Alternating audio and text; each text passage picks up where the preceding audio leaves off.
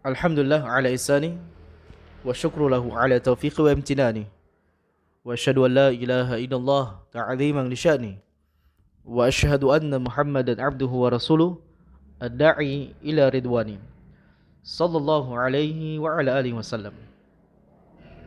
Sesungguhnya aktivitas hubungan intim, istilah bahasa Arabnya jima' atau hubungan biologis suami istri, adalah merupakan perkara yang tidak bisa dipisahkan dari kehidupan umat manusia.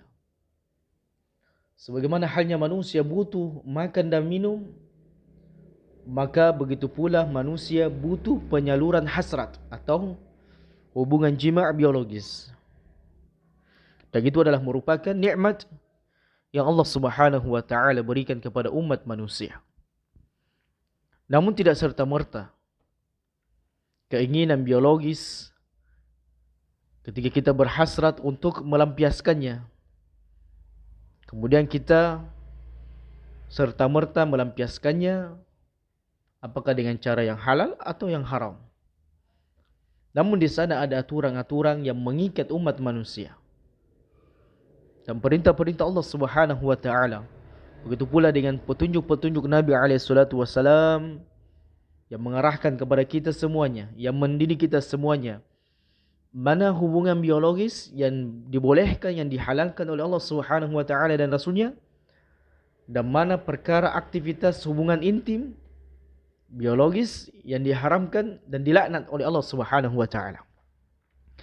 Dan salah satu aktivitas hubungan biologis jima' yang diharamkan dan termasuk dosa besar, bahkan perkara itu dilaknat oleh Allah Subhanahu wa taala, adalah seorang suami menjima', menyetubuhi istrinya melalui lubang duburnya. Melalui lubang duburnya.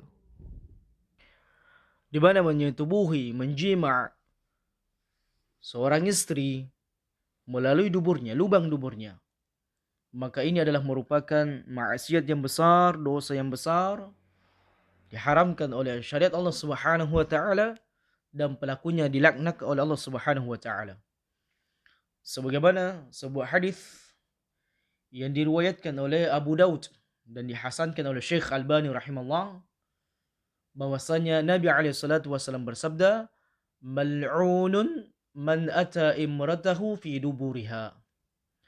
Mal'unun, terlaknatlah. Siapa mereka? Man ata imratahu fi duburiha, yaitu seorang laki-laki, seorang suami yang mendatangi istrinya, yang menggauli istrinya, yang menjima' istrinya melalui lubang duburnya.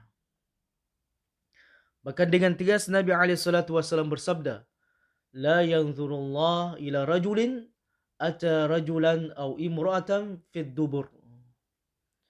La yanzurullah, Allah tidak akan pernah melihat, saking bencinya Allah Subhanahu wa taala kepada manusia ini. Siapa mereka?